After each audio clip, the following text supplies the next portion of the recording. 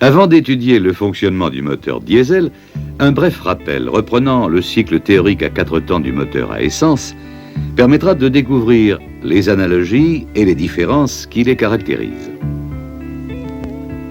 Le cycle à 4 temps se décompose de la façon suivante. Premier temps, l'admission. Accompagnant la descente du piston, la soupape d'admission s'ouvre, permettant de remplir le cylindre par un mélange gazeux. Une fois le cylindre rempli, la soupape d'admission se ferme.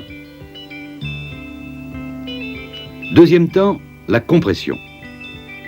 Les soupapes étant fermées, le piston remonte, ce qui entraîne une élévation de la pression et de la température. Cependant, celle-ci est insuffisante pour réaliser l'auto-inflammation du mélange gazeux. Troisième temps, la combustion.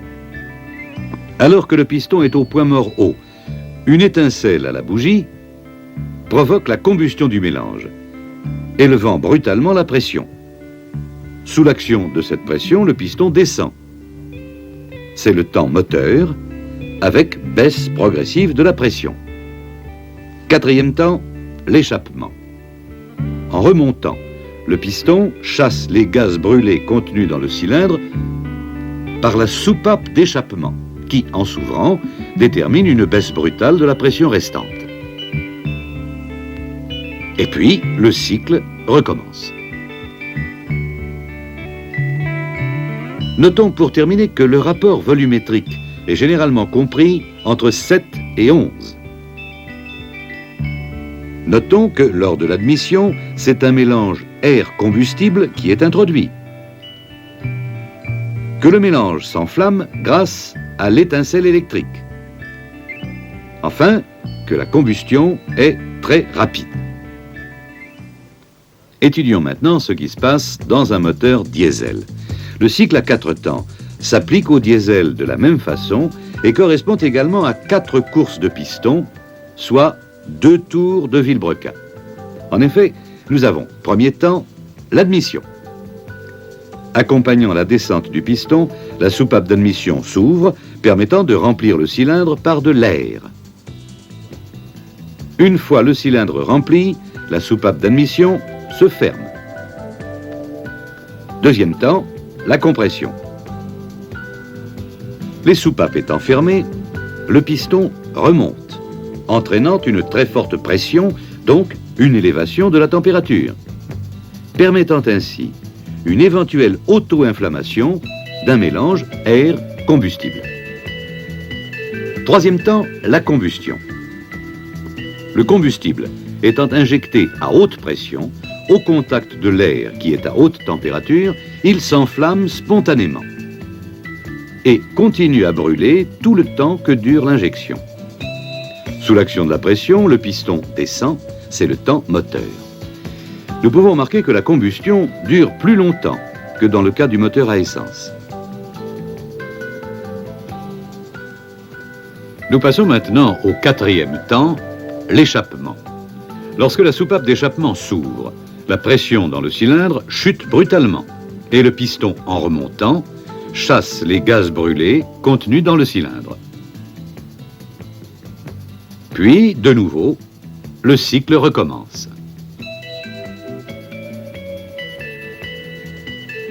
Cette description du cycle à 4 temps du moteur diesel suscite quelques remarques. D'abord, le rapport volumétrique est généralement compris entre 15 et 22. Lors de l'admission, le cylindre se remplit d'air. L'injection doit se faire à très haute pression. Le combustible s'enflamme par auto-inflammation et la combustion se prolonge tout le temps que dure l'injection du combustible.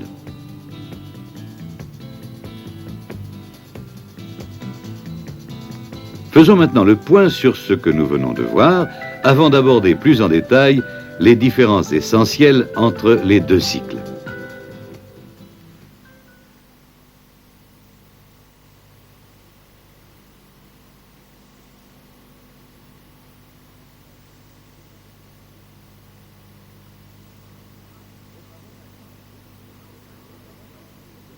Comparons maintenant les deux cycles, moteur à essence, moteur diesel. Sur un schéma, nous allons étudier ce qui se passe théoriquement. Tout d'abord, le cycle de base, moteur à essence. Première phase, A, B, admission du mélange air-combustible. C'est le premier temps. Deuxième phase, B, C, compression du mélange. Mais l'élévation de température est insuffisante pour provoquer une auto-inflammation. C'est le deuxième temps. Troisième phase, C, D. Élévation brutale de la pression par inflammation du mélange due à une étincelle.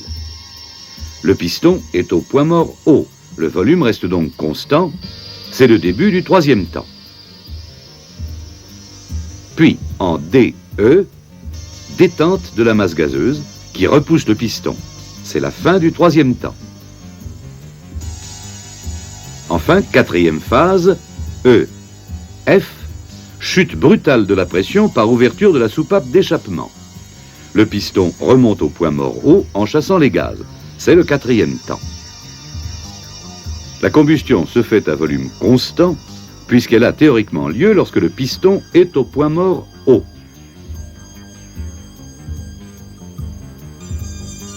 Étudions maintenant ce qui se passe dans le moteur diesel. Nous avons toujours le cycle à 4 temps, comme nous l'avons déjà vu dans le moteur à essence. Première phase, A, B, admission de l'air, c'est le premier temps. Deuxième phase, B, C, compression de l'air, qui atteint une température suffisante pour provoquer l'inflammation du combustible qui commence à être injecté. C'est le deuxième temps. Troisième phase, C, D. Le combustible s'enflamme. La combustion s'effectue à pression constante alors que le volume des gaz augmente, conséquence du mouvement du piston qui redescend. C'est le début du troisième temps. L'injection étant terminée, en DE, nous avons la détente de la masse gazeuse. C'est la fin du troisième temps. Quatrième phase, E, F, chute brutale de la pression provoquée par l'ouverture de la soupape d'échappement alors que le piston remonte au point mort haut. C'est le quatrième temps. Et là, plusieurs remarques sont à noter. Premièrement, au début de l'injection, la pression monte. Deuxièmement, la combustion dure tant que dure l'injection. Troisièmement, pendant la combustion, le piston commence à descendre. Quatrièmement, la pression est constante puisque son élévation, due à la combustion du mélange, est compensée par l'augmentation du volume due au mouvement du piston. Ce principe est essentiellement appliqué aux moteurs diesel lents, tels les moteurs marins. Nous venons d'aborder deux notions fondamentales. D'abord, la notion de volume constant, notion appliquée au moteur à essence. Et ensuite, la notion de pression constante, notion appliquée au moteur diesel. Pour bien comprendre ces deux phénomènes, prenons deux exemples. Ainsi, regardons ce qui se passe dans une cartouche de chasse. La poudre est tassée dans un volume V. À l'instant de la percussion, la poudre s'enflamme. La pression augmente brutalement dans le volume V avant le déplacement de la bourre et des plombs. Et maintenant, regardons ce qui se passe dans un mirliton dans lequel on souffle. Ici, il y a introduction d'un petit volume d'air à 0,1 bar, par exemple. Et là, il y a introduction d'un plus grand volume d'air à 0,1 bar, puisque le mirliton s'agrandit. Le volume a donc augmenté, mais non la pression.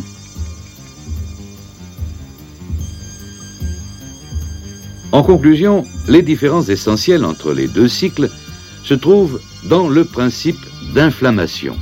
c'est-à-dire au niveau des deuxième et troisième temps du cycle. Nous vous proposons de les analyser dans un petit exercice.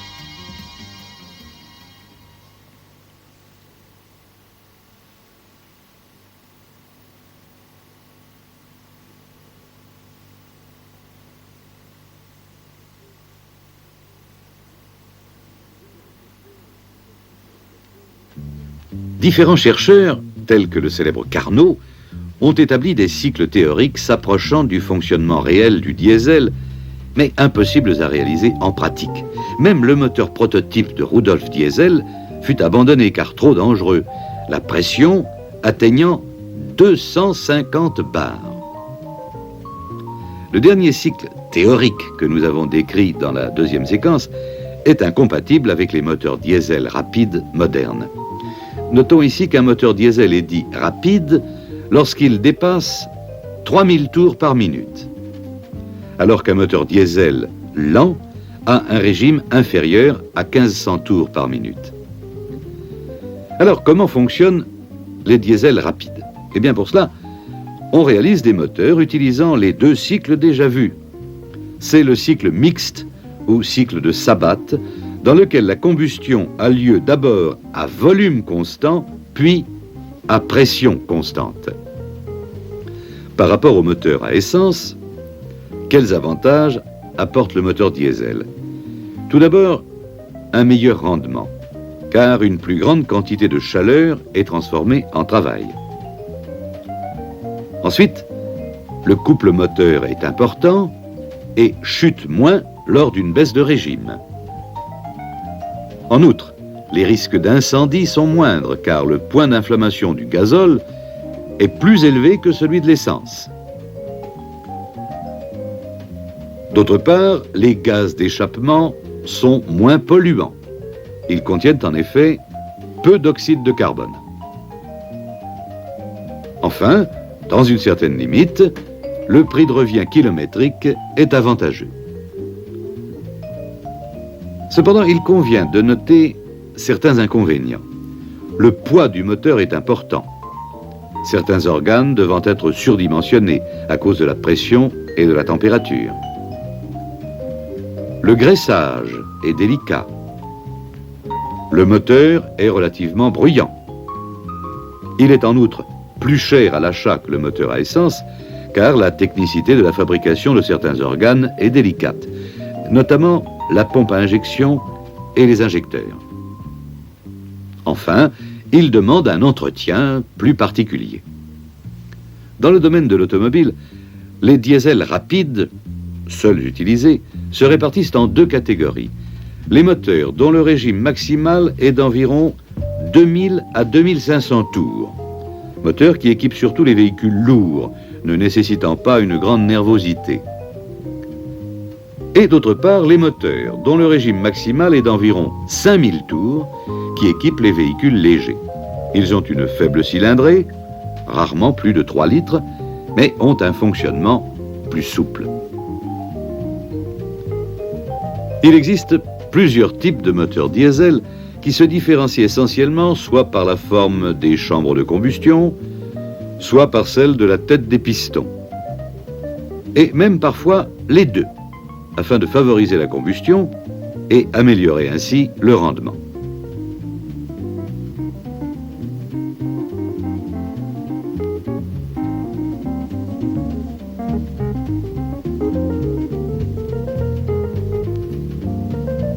En fait, il existe deux catégories de moteurs diesel rapides.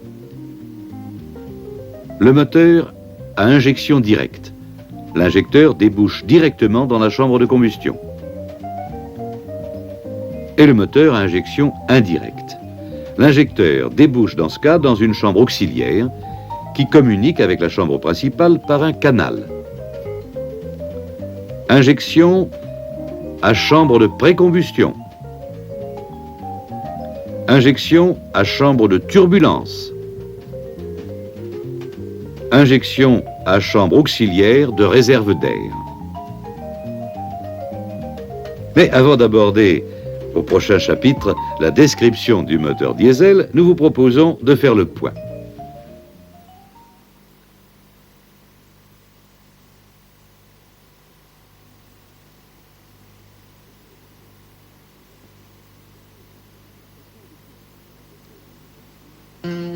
Au cours de ce chapitre, nous allons étudier les différents organes composant un moteur diesel. Les moteurs diesel peuvent exister en 1, 2, 3, 4, 5, 6, 8 cylindres et même plus. Ils sont soit en ligne, soit à plat, soit en V. L'architecture est proche de celle des moteurs à essence, avec toutefois un renforcement des différents éléments compte tenu des pressions internes beaucoup plus élevées. Nous avons le bloc cylindre en fonte perlitique ou en alliage léger et les cylindres alésés directement dans le bloc ou alors comportant des chemises amovibles, humides ou sèches.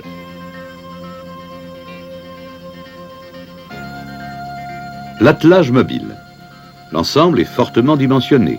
Le vilebrequin comportant en général un nombre de paliers correspondant au nombre de manetons plus 1. Dans le cas du moteur diesel, les pistons, pièces vitales, sont appelés à remplir de multiples fonctions, notamment dans la qualité de la combustion. Supportant de très fortes charges, de 70 à 140 bars, suivant le mode d'injection et les études de réalisation, ils peuvent avoir diverses formes. En voici quelques exemples.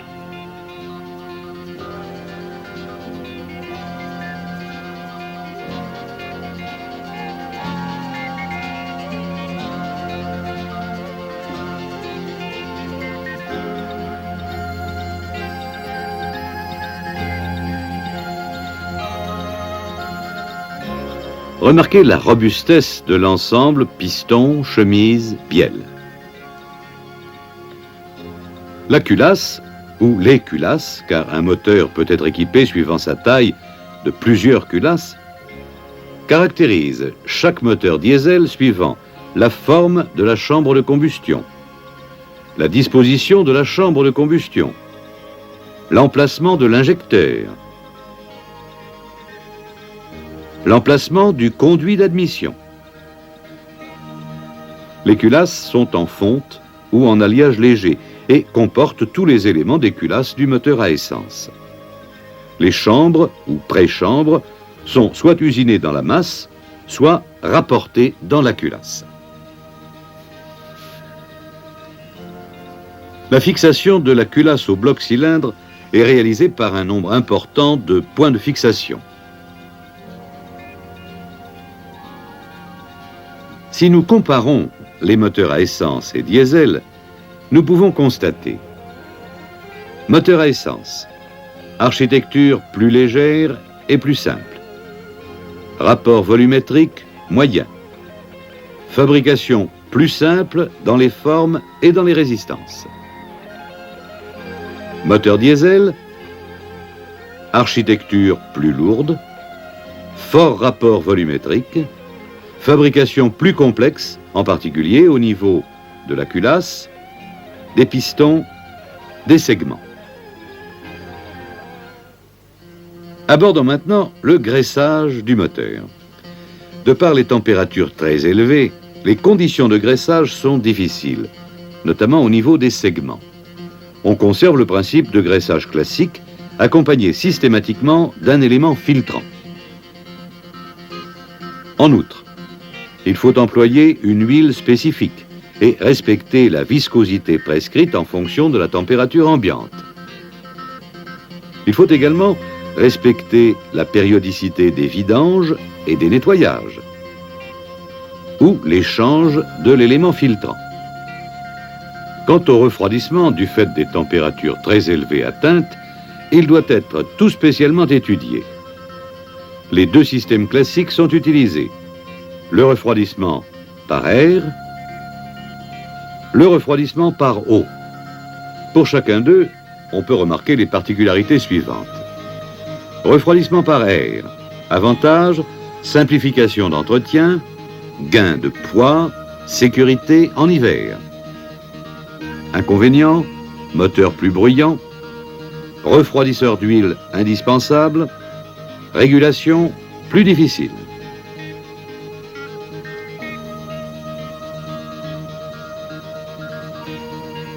Refroidissement par eau. Avantages: meilleur refroidissement, moteur moins bruyant, régulation plus facile. Inconvénients: nécessité d'incorporer de l'antigel en hiver et risque de fuite. Le système de refroidissement d'un moteur diesel doit être toujours en parfait état. Nous vous proposons à présent de découvrir le moteur.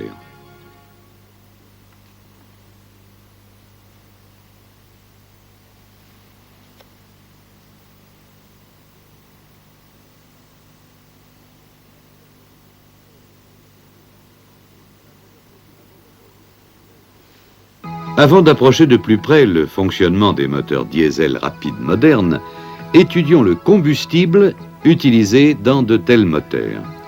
Nous savons que pour les moteurs à essence, on utilise des carburants caractérisés par leurs propriétés antidétonnantes.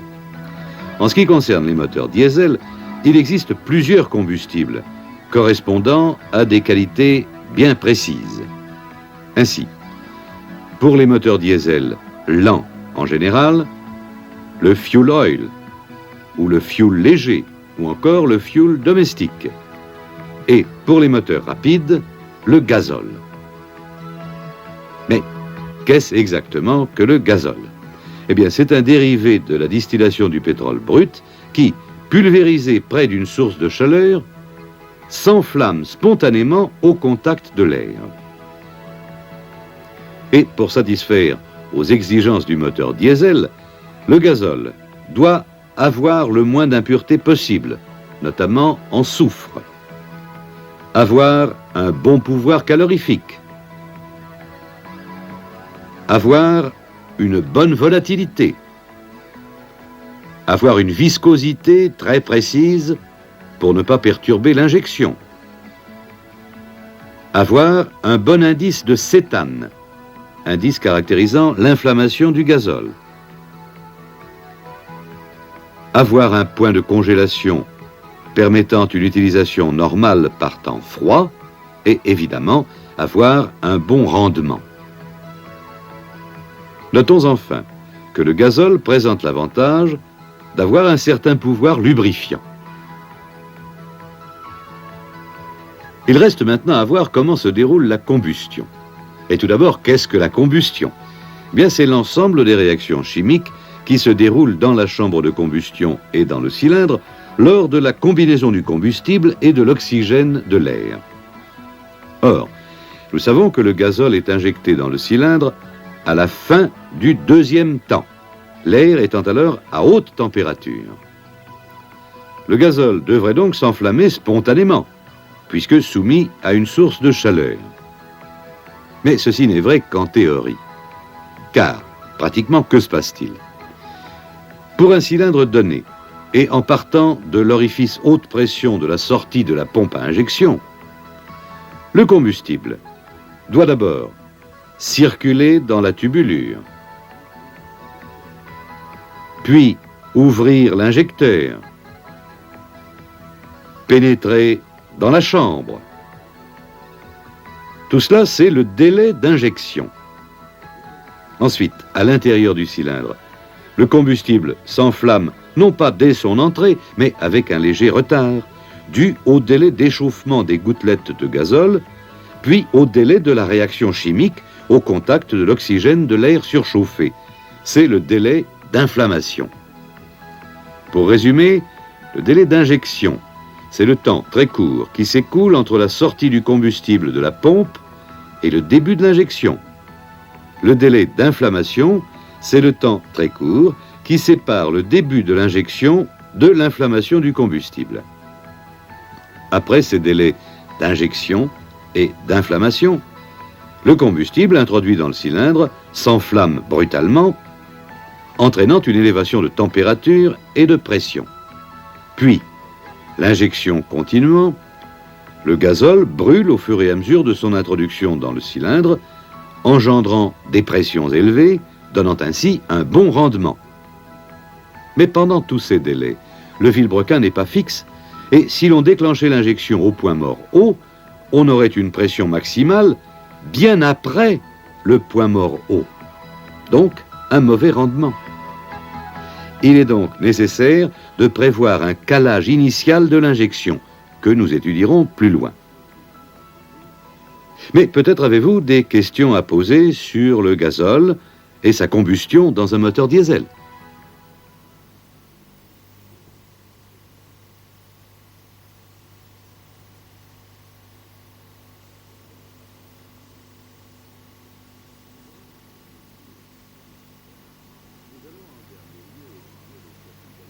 Nous allons en dernier lieu étudier le circuit d'alimentation en combustible.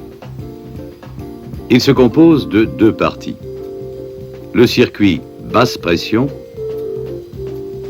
et le circuit haute pression.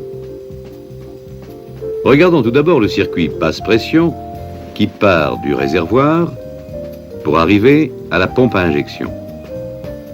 Il comporte le réservoir, le pré-filtre, la pompe de préalimentation, le ou les filtres à combustible, les tuyauteries de liaison, un tuyau de retour au réservoir. Décrivons maintenant les composants du circuit. Le réservoir comporte une mise à l'air libre, soit par le bouchon, soit par un autre système. Deux canalisations. Une pour l'aspiration, une pour le retour du combustible non utilisé. En général, il est complété par un petit puits de décantation avec un bouchon de vidange permettant le dépôt des impuretés et de l'eau. La pompe de préalimentation existe en deux versions principales. Une pompe à membrane, semblable à une pompe à essence, une pompe à piston, qui est une pompe aspirante et refoulante. Le rôle de la pompe de préalimentation, quel que soit son type, est le même que celui d'une pompe d'alimentation d'un moteur à essence. Les filtres. On a tout d'abord le pré-filtre, qui, placé éventuellement en amont de la pompe d'alimentation, a pour but de stopper les impuretés et l'eau. On a ensuite les filtres proprement dits, qui, placés entre la pompe d'alimentation et la pompe d'injection, ont pour rôle de retenir les particules d'eau émulsionnées dans le gazole, ainsi que les impuretés de l'ordre du micron. Attention, ces filtres sont indispensables et nécessitent un entretien très suivi. Voyons maintenant le circuit haute pression. Il débute à la pompe à injection et comporte les injecteurs ainsi qu'une tuyauterie spéciale capable de supporter de fortes variations de pression pouvant aller jusqu'à 300 bars. Ces tuyauteries ont donc une résistance, une longueur, un diamètre bien déterminés. Leur fixation est précise et ne doit jamais être modifiée.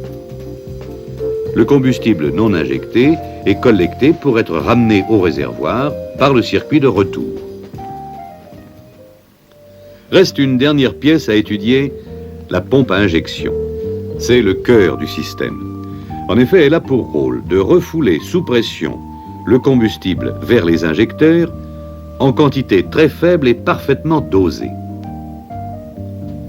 Notons que pour brûler 1 gramme de gazole, il faut 25 litres d'air.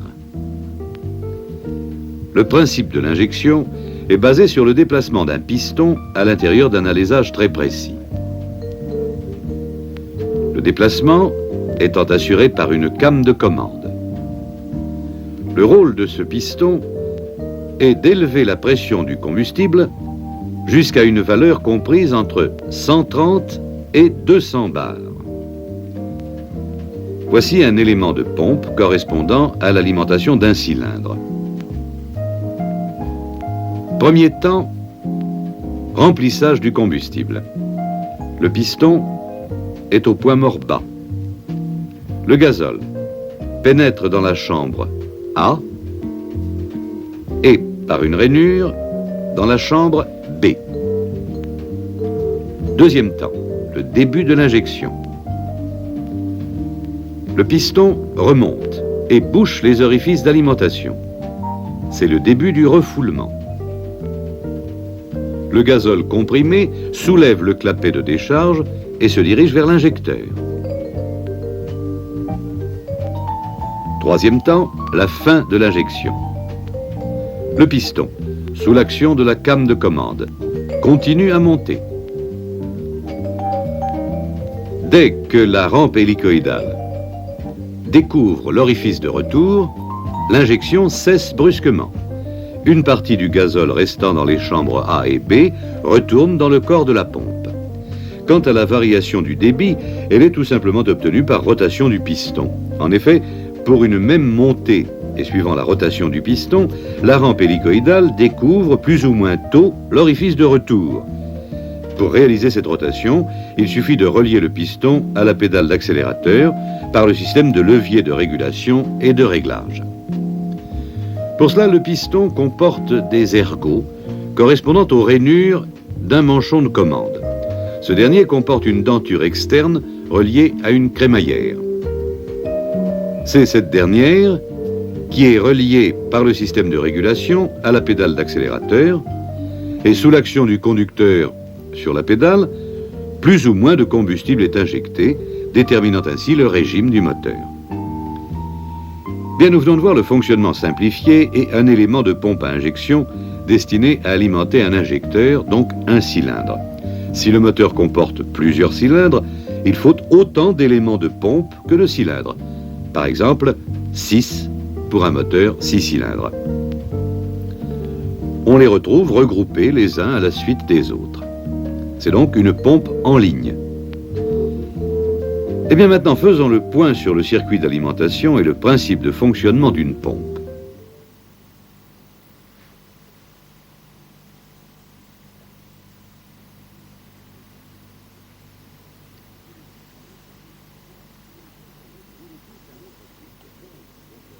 Il existe un autre type de pompe conservant le principe de la course à piston constant, mais conçu pour alimenter plusieurs cylindres avec un seul piston. C'est la pompe rotative à piston unique. Ces pompes sont particulièrement intéressantes pour les diesels rapides à faible cylindrée. Prenons par exemple une pompe rotative pour un moteur 4 cylindres.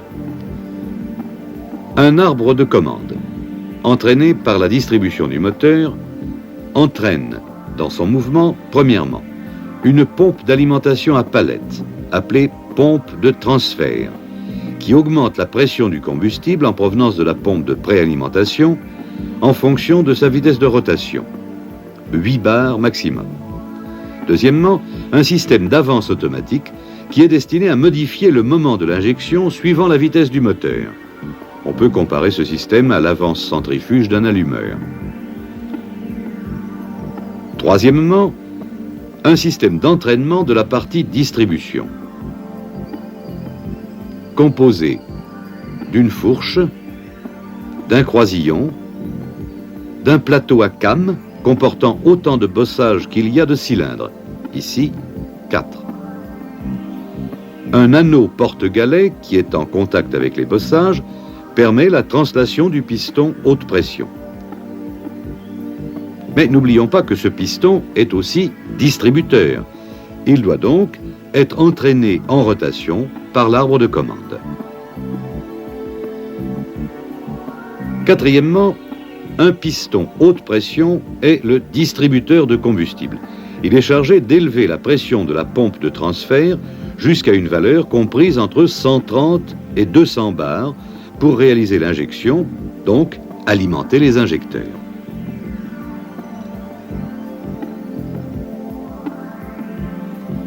Cinquièmement, l'ensemble est complété par un système de régulation du débit, pleine charge, ralenti, lié à l'accélérateur, et un stop.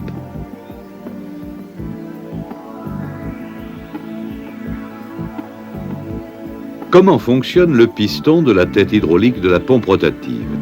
Le piston étant au point mort bas, le gazole pénètre à la pression de transfert à l'intérieur de la chambre et dans le canal interne du piston.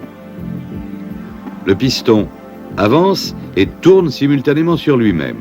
Le canal d'alimentation est coupé. Le gazole peut par contre, par le canal du piston et l'orifice de distribution, suivre le canal d'alimentation d'un des injecteurs. Le piston continue à avancer et découvre une ouverture avec le corps de pompe, qui était jusqu'alors obstrué par le manchon de commande.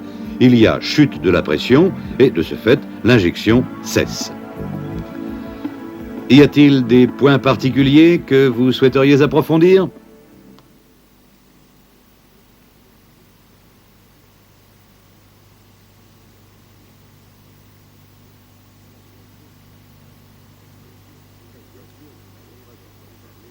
Mais bien sûr, nous n'avons pas encore parlé des injecteurs. Le gazole peut maintenant arriver dans chaque cylindre au niveau des injecteurs. Ceux-ci ont donc le rôle d'assurer l'introduction, la pulvérisation et la répartition du gazole dans la chambre ou la préchambre. L'injecteur est fixé sur un porte-injecteur qui comporte une bride de fixation et les raccords d'arrivée et de retour du combustible. N'oublions pas que la pression est d'environ 135 à 200 bars. La température entre 500 et 600 degrés centigrades et que la fréquence d'injection peut aller jusqu'à 2500 ouvertures par minute. Le principe de l'injection est le suivant. Le gazole arrive à une pression telle que l'aiguille de l'injecteur se soulève, le ressort étant taré à une pression inférieure. Quand la pression du combustible chute, le ressort ramène l'aiguille sur son siège et l'injection cesse. Il existe différents types d'injecteurs. Injecteur à trou pour moteur à injection directe. Injecteur à téton pour moteur à turbulence. Quant au contrôle des injecteurs, il s'opère par un réglage du ressort, par écrou ou par cale, c'est le tarage, et par un contrôle de la forme du jet. Nous connaissons les caractéristiques d'un moteur diesel ainsi que ses composants. Au cours des prochains chapitres, nous aborderons quelques points essentiels à connaître pour donner au moteur diesel toutes ses qualités.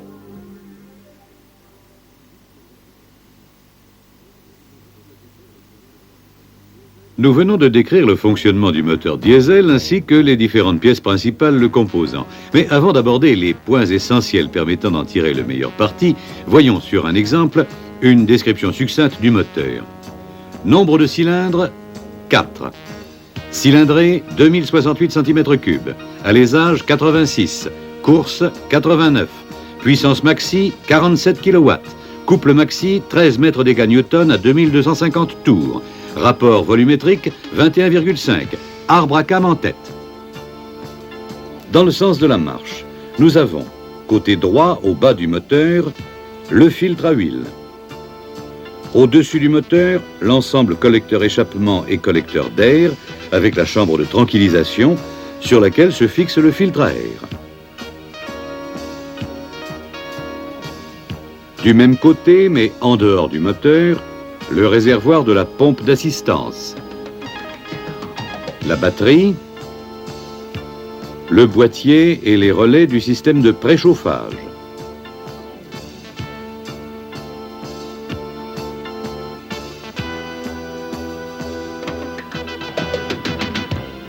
Côté gauche, au bas du moteur et de l'avant vers l'arrière, l'alternateur,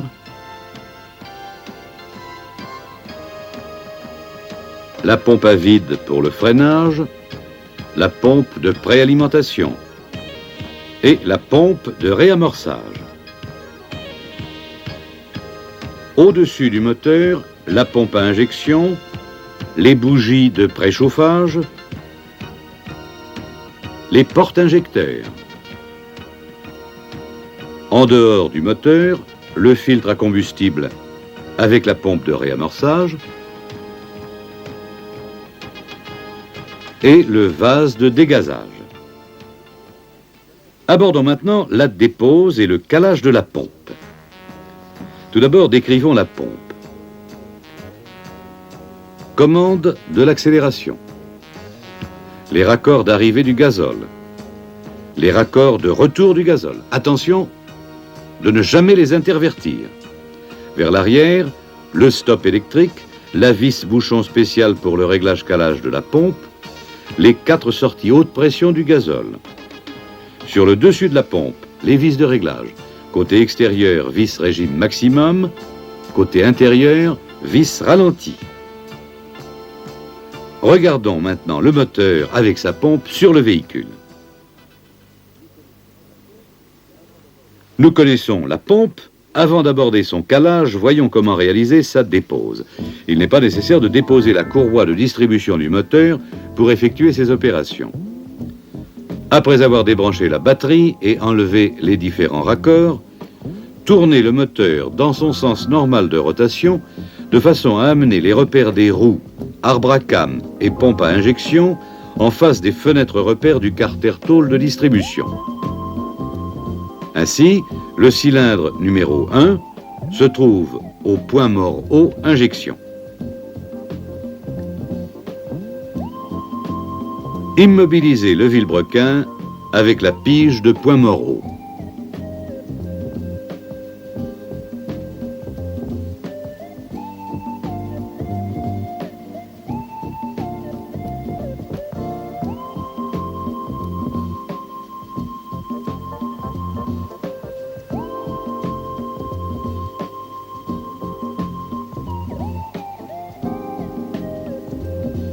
Déposez le carter tôle de distribution. Placez l'outil d'immobilisation entre les roues d'arbre à cam et de pompe d'injection.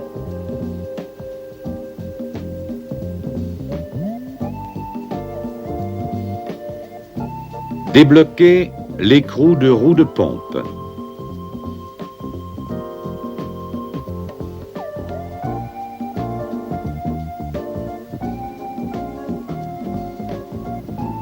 Posez l'extracteur sur la roue de pompe.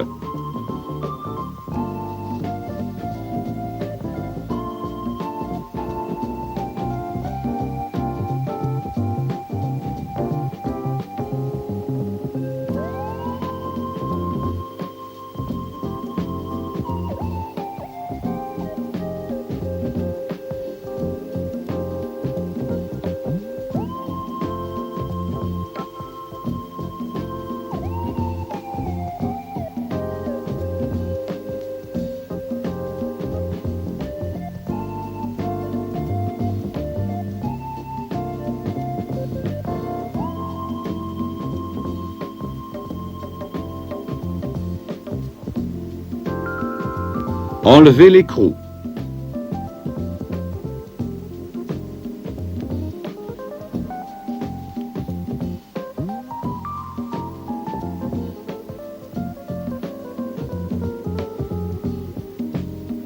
Enlevez les 3 écrous de fixation avant.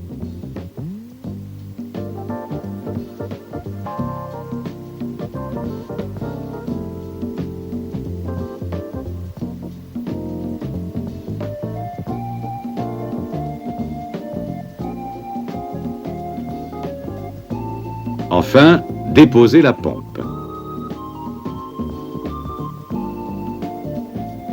Quant à la repose, il suffit de réaliser les mêmes opérations dans le sens inverse, en n'oubliant pas de serrer l'écrou d'arbre de pompe au couple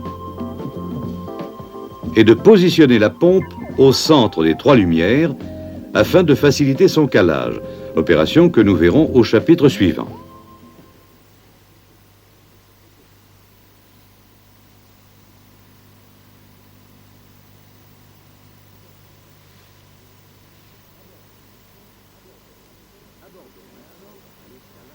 Abordons maintenant le calage de la pompe.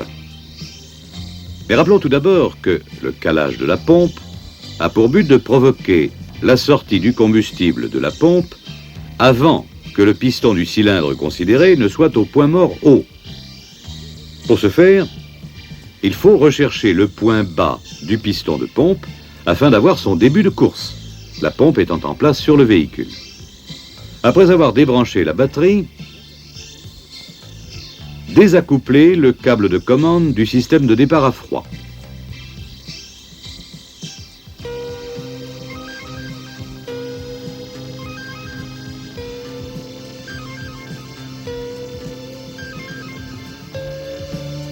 Placer la pige de point mort haut.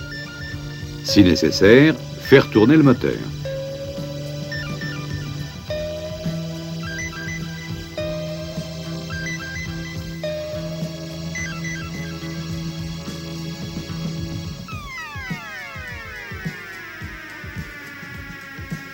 Enlever les tubes haute pression des premiers et deuxième cylindres. Si nécessaire, enlever les tubes des troisième et quatrième cylindres.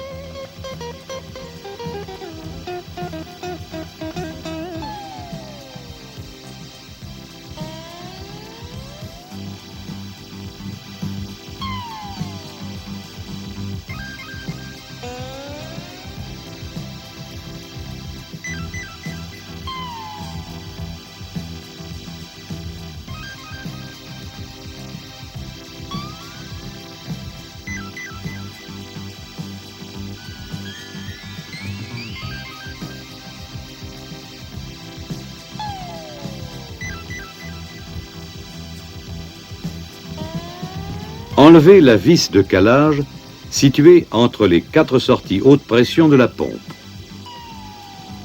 Attention de ne pas oublier le joint en cuivre de la vis qu'il est indispensable de remettre à la fin de l'opération. Placez le support spécial du comparateur à la place de la vis.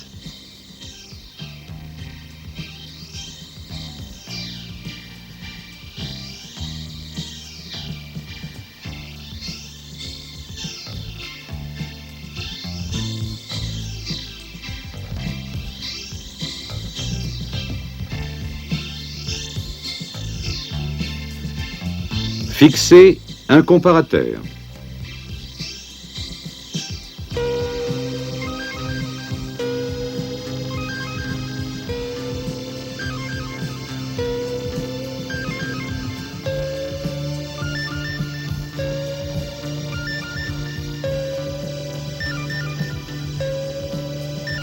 Pige de point mort haut enlevée, tournez doucement le moteur en sens inverse de son sens normal de rotation, jusqu'à ce que l'aiguille du comparateur ne bouge plus. À ce moment précis, mettre le comparateur à 0.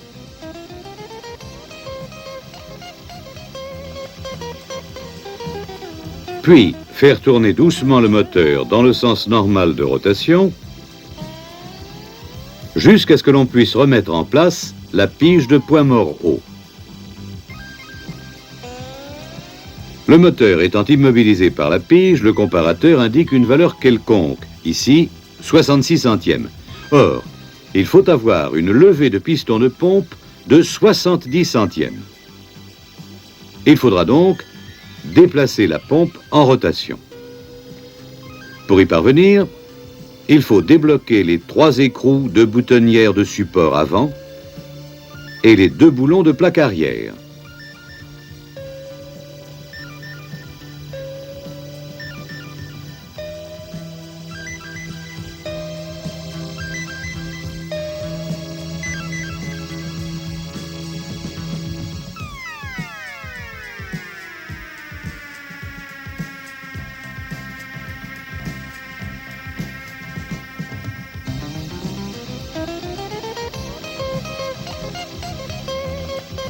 Ensuite, déplacer la pompe en rotation sur les 3 boutonnières de support avant jusqu'à ce que l'on obtienne une lecture de 70 centièmes sur le comparateur.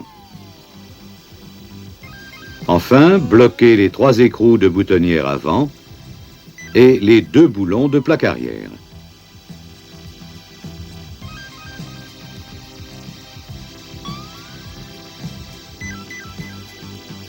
À vous maintenant de réaliser un calage de pompe à injection.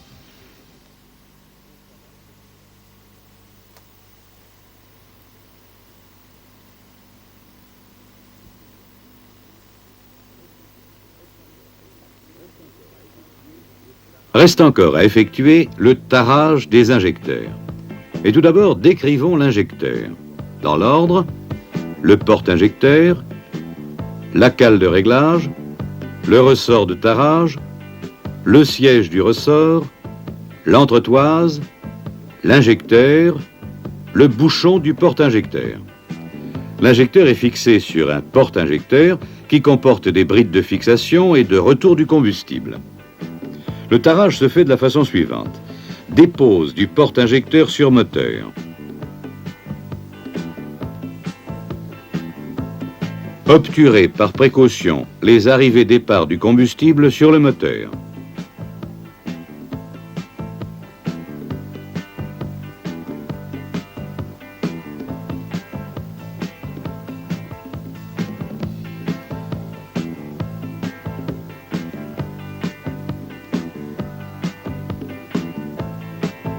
N'oubliez jamais que le nettoyage et la manipulation de l'injecteur doivent se faire avec précaution dans un milieu hors poussière.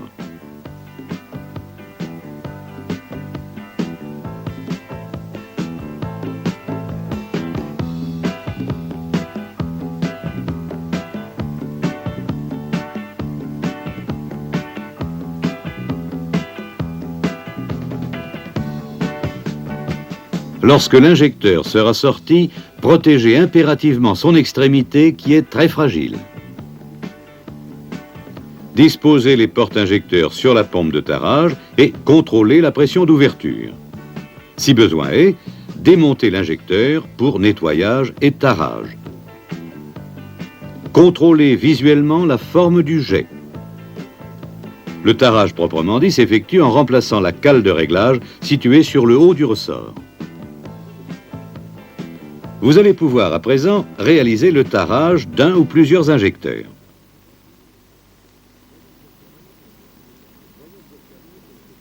Voyons pour terminer quelques précautions d'utilisation et d'entretien. Le démarrage à froid. Le moteur diesel dispose en général d'un système de départ à froid dit à bougie de préchauffage. Ce sont des résistances électriques qui, en réchauffant l'air et les particules de gazole dans la chambre, vont faciliter le démarrage. Elles sont alimentées par le courant de la batterie et sont montées en parallèle. Le temps de préchauffage est indiqué par un voyant sur le tableau de bord.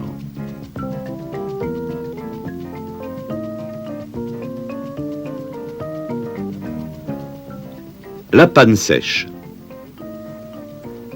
Contrairement au moteur à essence, le moteur diesel ne repart pas s'il y a manque de combustible, car l'air a pénétré dans le circuit.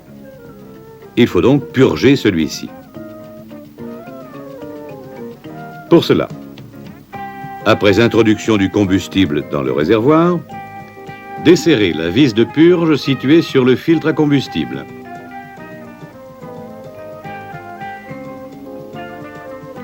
Desserrez le raccord du tuyau de retour sur la pompe d'injection. Et actionnez le bouton poussoir de la pompe d'amorçage jusqu'à apparition du combustible sans bulle d'air au raccord de retour à la pompe et à la vis de purge du filtre. Il est indispensable de nettoyer fréquemment le filtre à air et, si besoin est, de le changer.